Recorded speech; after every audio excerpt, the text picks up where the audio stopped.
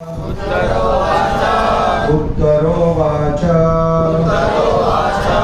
पाहि पाहि महायोगिन् पाहि पाहि महायोगिन् देव देव जगत्पते देव देव जगत्पते नान्यं त्वत् अभयं पश्ये नान्यं त्वत् अभयं पश्ये यत्र मृत्यु परस्परं यत्र मृत्यु परस्परम तात्पर्य अनुवाद इस डिवाइन ग्रेस एसी भक्तिवेदांत स्वामी श्रील प्रभुपाद के द्वारा श्रील प्रभुपाद की उत्तरा ने कहा, हे देवादिदेव, हे ब्रह्मांड के स्वामी, आप सबसे महान योगी हैं, कृपया मेरी रक्षा करें, क्योंकि इस द्वैतपूर्ण जगत में मुझे मृत्यु के पास से बचाने वाला आपके अतिरिक्त अन्य कोई नहीं है। तात्पर्य, यह भौतिक जगत द्वैतपूर्ण है, जबकि परम धाम एक रूप है। द्वैतपूर्ण जगत पदार्थ तथा आत्मा से निर्मित है, जबकि परम जगत में पूर्ण रूप से आत्मा है, जिसमें भौतिक गुणों का लेस भी नहीं पाया जाता। इस द्वैतपूर्ण जगत में प्रत्येक व्यक्ति झूठे ही जगत का स्वामी बनने का प्रयास कर रहा है, जबकि परम जगत में भगवान ही परम प्रधान है और अन्य सभी उनके अनन्य सेवक हैं। द्वैतपूर्ण जगत में प्रत्येक व्यक्ति अन्य सबों से ईर्ष्या करता है और पदार्थ तथा आत्मा के द्वैत अस्तित्व के कारण मृत्यु अपरिहार्य है। शरणागत जीव के लिए भगवान ही एकमात्र अभयदाता है। भगवान के चरण कमलों की शरण ग्रहण किए बिना कोई भी इस जगत में अपने आप को मृत्यु के क्रूर पंजे से नहीं बचा सकता। मुखम करोति वाचालं पंगुं लंघयते कृपातमहं वंदे श्री गुरु दीनतारणम। हरे कृष्ण। श्रील प्रभुपाद जी ने इस श्लोक का अद्भुत तात्पर्य दिया है। सर्वप्रथम श्रील प्रभुपाद जी इस बात को स्पष्ट करते हैं कि यह भौतिक संसार द्वैतपूर्ण है। द्वैतपूर्ण का मतलब इस भौतिक संसार में दो वस्तुएं हैं, एक है भौतिक पदार्थ और दूसरा है आत्मा। दो अलग अलग चीजें हैं। पहला है भौतिक पदार्थ, दूसरी है आत्मा। दोनों का स्वभाव अलग अलग है। जो भी भौतिक है वो नष्ट होगा,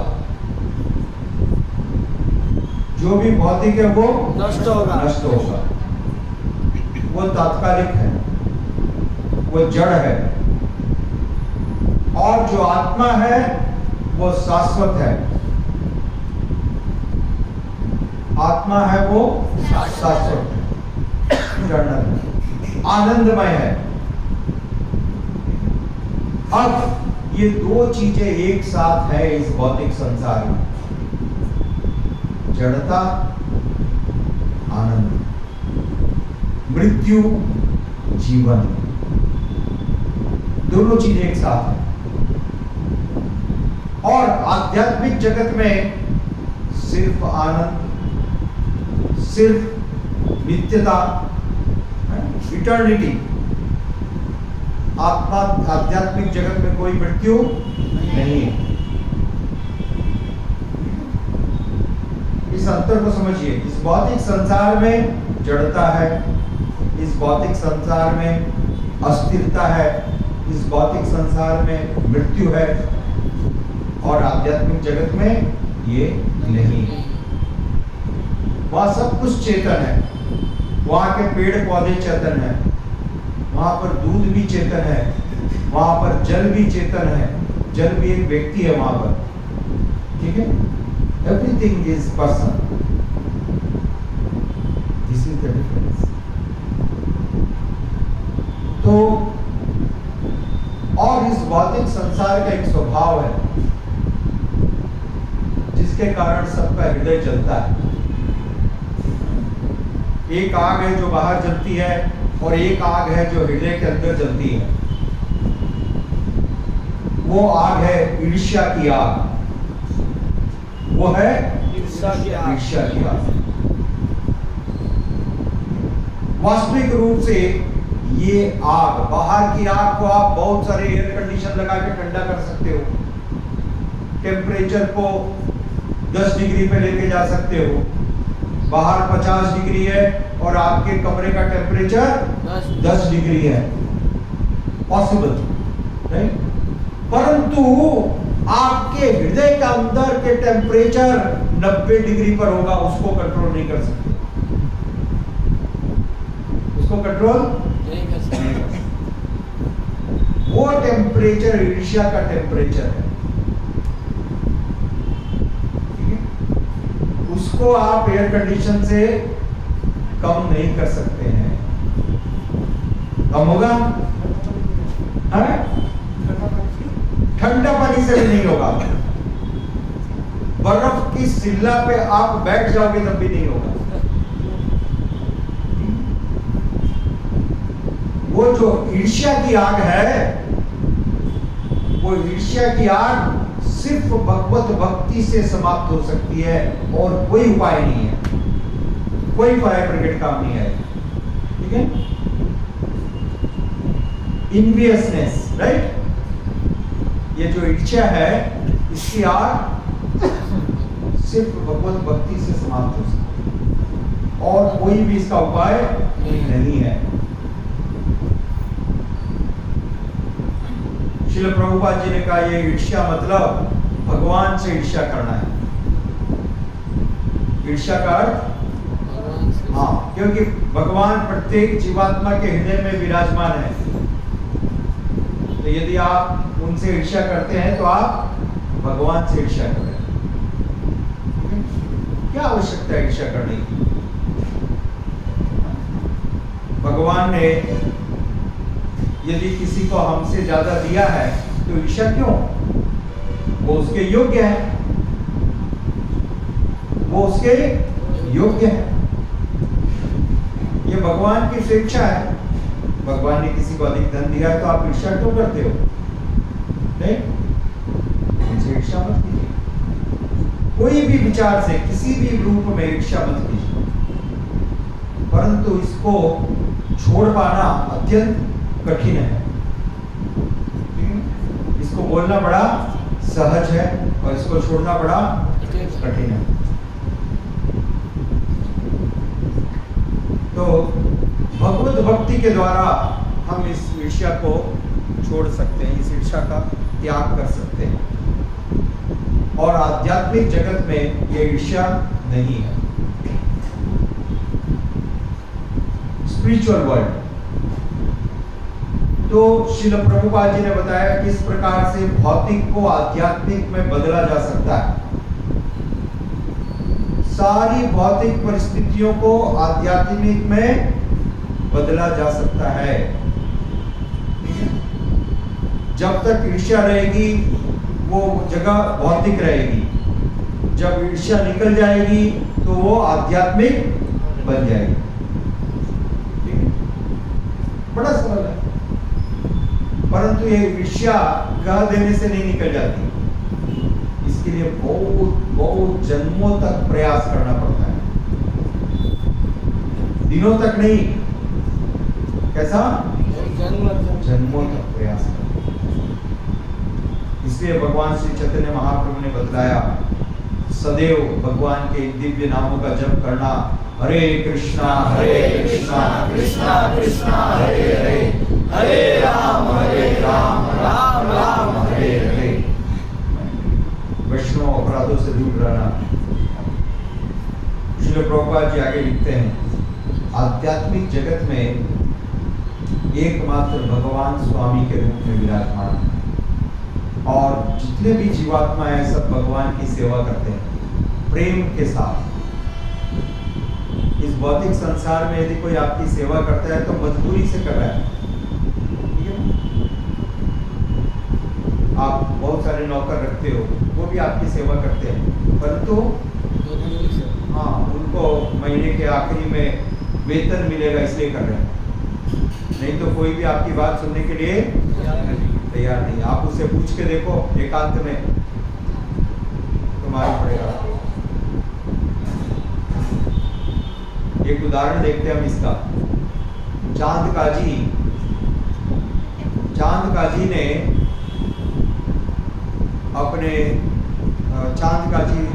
अपने राजमहल के अंदर बैठे हुए थे और बाहर भगवान श्री चैतन्य महाप्रभु लाखों भक्तों के साथ संकीर्तन कर रहे थे।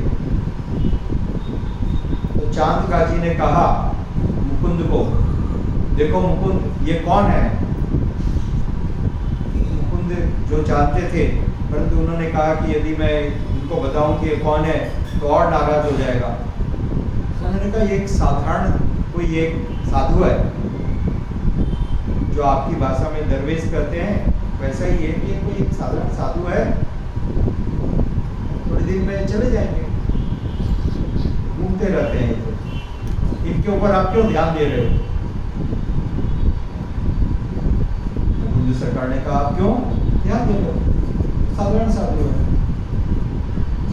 तो चांद काजी ने कहा नहीं, तुम झूठ बोल रहे हो,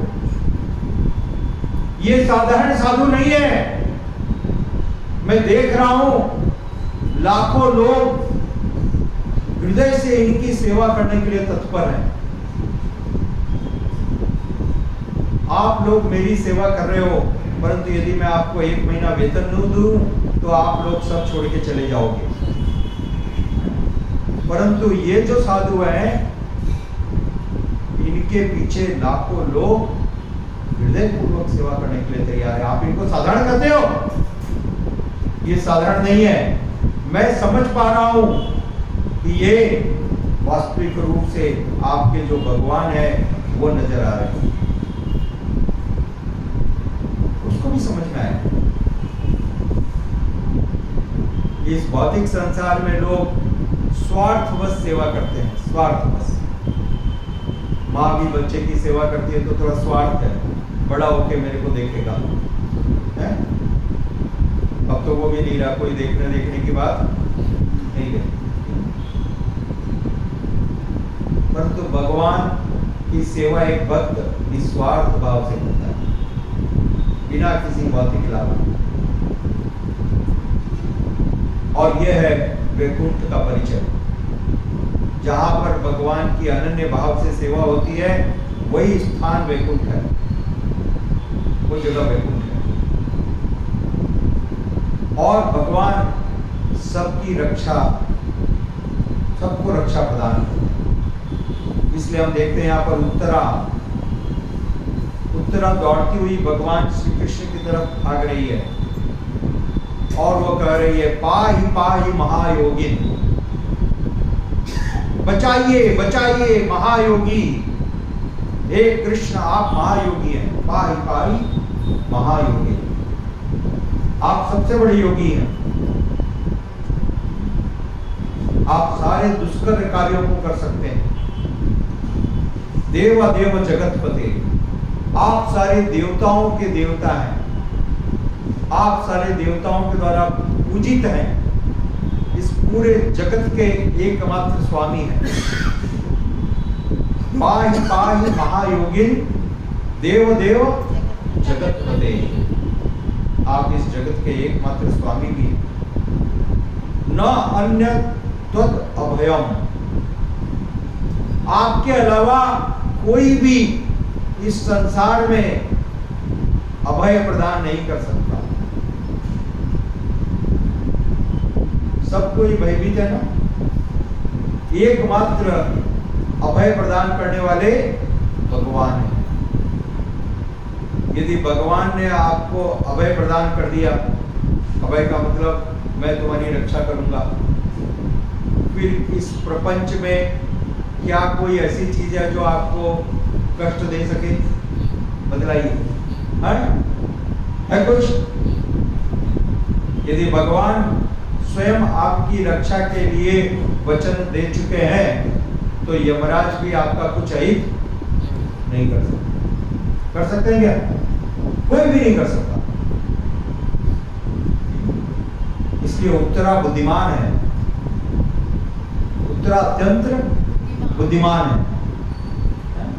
वो जानती है कि वास्तविक अभय तो भगवान दे सकते हैं, वास्तविक रक्षा तो भगवान प्रदान कर सकते हैं। कल भी हमने इसकी चर्चा की ना, हम दूसरे सब की तरफ देखते हैं रक्षा के लिए, जो कर नहीं सकते उन सब की तरफ देखते हैं। किसकी तरफ देख रहे हैं रक्षा के लिए? जो रक्षा कर नहीं सकते हैं, जो खुद की रक्षा नहीं कर सकते उनकी तरफ देखते हैं, मेरी रक्षा करो। और जो रक्षा करने के लिए समर्थ है उनकी तरफ हमको देखने का समय नहीं। इसी को कहते हैं दुर्गति। यह है दुर्गति, दुर्गति है ना। जो रक्षा करने वाले हैं, जो रक्षा करने में समर्थ है, जो रक्षा करने के लिए तत्पर है, तीनों बात है। He can, he wants and he is capable, तीनों बात। He can, वो रक्षा कर सकते हैं, वो रक्षा करना चाहते हैं और वो रक्षा कर भी सकते हैं, ठीक है ना। He is capable। आपके पिताजी, आपके मम्मी भी आपकी रक्षा करना चाहते हैं, ठीक है ना। Are they capable? गवर्नमेंट आपकी रक्षा करना चाहती है, Is they capable? क्या करें, कोरोना मार डाल रहा है, हम तो रक्षा करना चाहते हैं, समझ गए। साइक्लोन आ गया, हम तो रक्षा करना चाहते हैं, नहीं कर सकते, कैपेबल नहीं है। चाहते हैं परंतु योग्यता नहीं है, सामर्थ्य नहीं है। तो उसके पास जाओ ना जिसके पास सामर्थ्य है। समझ में आ रही है बात है? आप खुद रॉन्ग नंबर लगा रहे हो तो क्या करे कोई? उसके पास जा रहे हो जो रक्षा कर नहीं सकता, और जो कर सकते हैं उसके पास जाने का इंटरेस्ट नहीं है। प्रभु क्या है, मंगल आरती में जाना, ये सब तो इतना बड़ा मुश्किल है। माला करो, सेवा करो, तो यह दुविधा। तो उत्तरा ने ऐसा नहीं किया। उत्तरा जानती है ये सब कुछ भगवान के द्वारा संभव है, सब कुछ भगवान के द्वारा संभव है। इसलिए उत्तरा स्पष्ट करती है भगवान से, न अन्य न अन्यम तत् अभयम। मेरे को भय से रक्षा करने वाले सिर्फ आप हैं, आपके अलावा अन्य कोई नहीं है। न अन्यम तत् अभयम।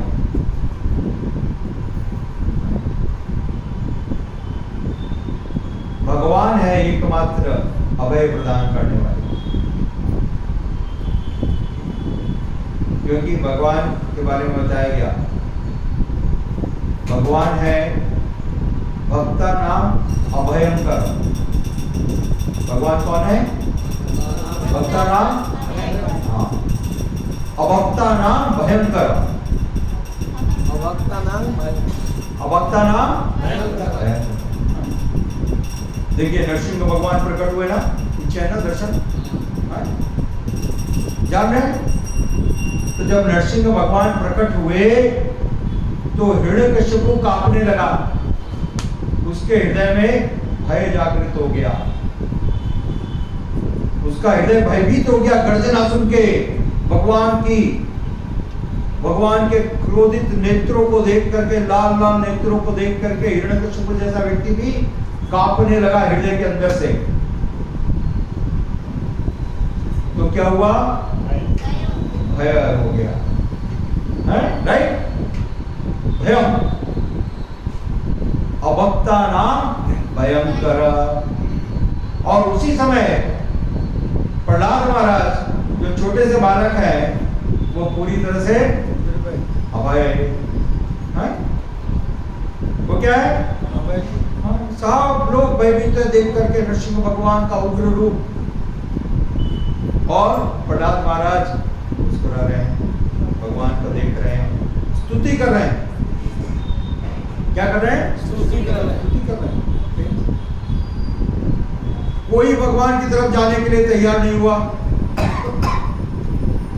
प्रहलाद महाराज आराम से चल के गए, जा गए नहीं, गोद में बैठ गए।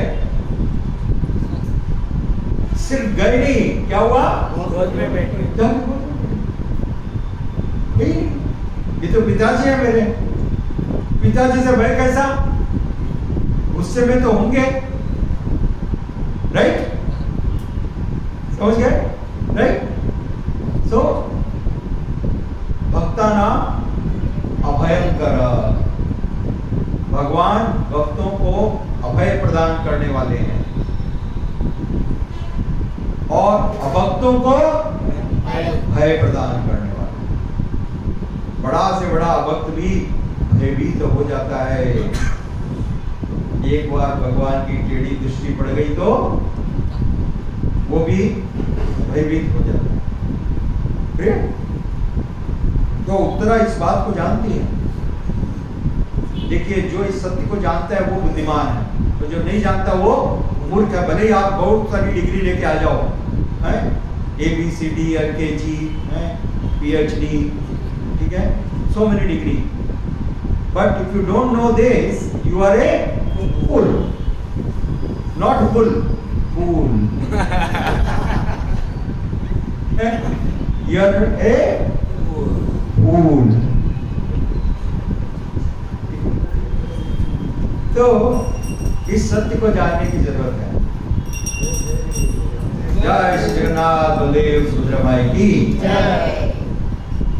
तो उत्तरा ने कहा, हे कृष्ण, आप एकमात्र अभय प्रदान करने वाले हैं।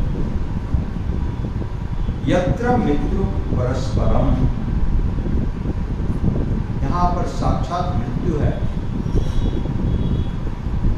क्योंकि उत्तरा देख रही थी कि अश्वत्थामा ने ब्रह्मास्त्र छोड़ दिया उसके गर्भ के, तो मृत्यु निश्चित है। परंतु हे भगवान, आप सबसे बड़े योगी हैं, इसलिए आपके लिए सब कुछ संभव है। आपके लिए सब कुछ संभव है और आप भक्त वत्सल हैं। आप भक्त वत्सल हैं, इसलिए भक्तों की रक्षा करना आपका स्वभाव है। ये तो आपका गुण है, आप छोड़ थोड़ी ना सकते हो, है? आप तो भक्त वत्सल हैं। भक्त वत्सल गौर हरि, भगवान भक्त वत्सल है। तो इस प्रकार से हम देखते हैं उत्तरा ने इस समय जब मृत्यु इतने निकट है, मृत्यु इतने निकट है, करीब है, एक बात को ध्यान से समझिए, बहुत ध्यान से समझना पड़ेगा। भगवान की शरण मालूम है व्यक्ति कब लेता है? भयानक विपत्ति के समय, भयानक विपत्ति के समय। हाँ, जब एक के बाद एक लॉटरी निकल रही होती है, तब आप भगवान को याद करने वाले नहीं हो। पत्नी को, बच्चों को, फ्रेंड को, पार्टी को, वो सब याद आते रहेंगे मन में। यह हद होता है नहीं होता है? दीर्घतम सारी दुनिया याद आएगी। इंजॉयमेंट, क्या याद आएगा? इंजॉयमेंट।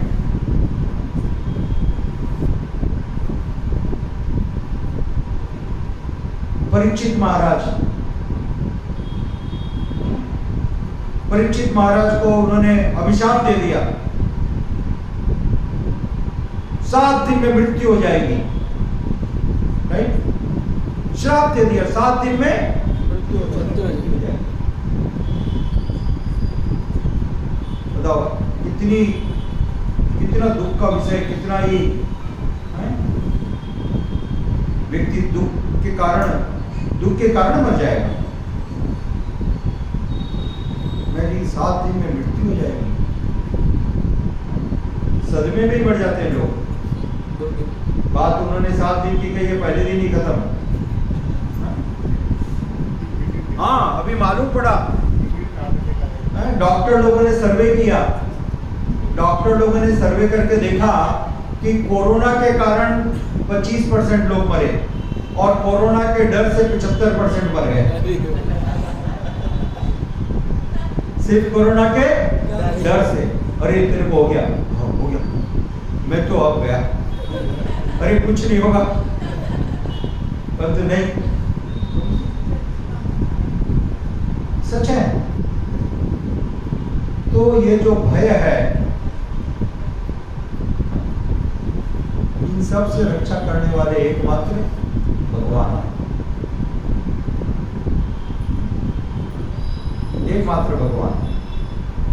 इसलिए बड़ा सरल है, इन भगवान का आश्रय लें हम हर परिस्थिति में और शाश्वत नित्य जीवन को प्राप्त करें।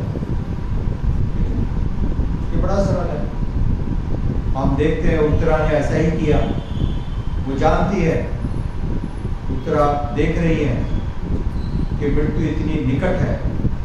और कैसे हमने अभी चर्चा की कि परीक्षित महाराज जब उनको मृत्यु का अभिशाप मिला तो उन्होंने इस अभिशाप को एक वरदान के रूप में लिया,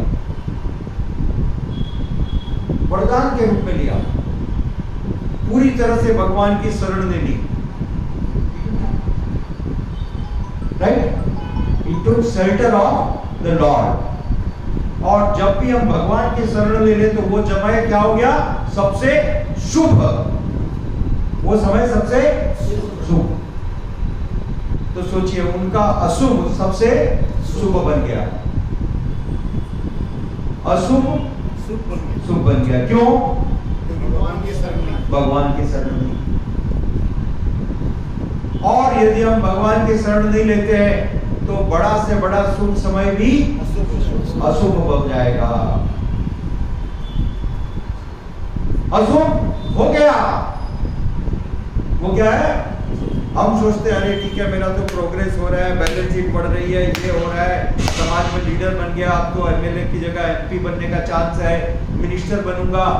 परंतु यदि भगवान को भूल रहे हैं तो सब कुछ अशुभ, सब कुछ अशुभ। देखिए दोनों केस, अभी हम आज यहाँ 2 केस स्टडी कर रहे हैं। परीक्षित महाराज इतना बड़ा श्राप मिला, ठीक है, कि मृत्यु हो जाएगी। उत्तरा ब्रह्मास्त्र छोड़ दिया उसके ऊपर, उससे बड़ा कोई वेपन नहीं होता इस संसार में, एटॉमिक बम, हाइड्रोजन बम से ज्यादा powerful, right, and targeted on one single lady, on one single lady. So what could be more horrible than this? But ये सिचुएशन भी उत्तरा के लिए शुभ हो गई। क्यों? क्योंकि उसने भगवान की शरण ली, भगवान को याद किया, भगवान के प्रति शरणापन्न हुई, भगवान की स्तुति की। तो इतनी भयानक परिस्थिति भी उत्तरा के लिए शुभ हो गई। तो ये बहुत जानने की आवश्यकता है। जब तक हम हर परिस्थिति में भगवान की शरण लेंगे सब कुछ शुभ है, और यदि भगवान को भूलते हैं तो सब कुछ अशुभ है। श्रील प्रभुपाद की जय। गौर प्रेमानंदे।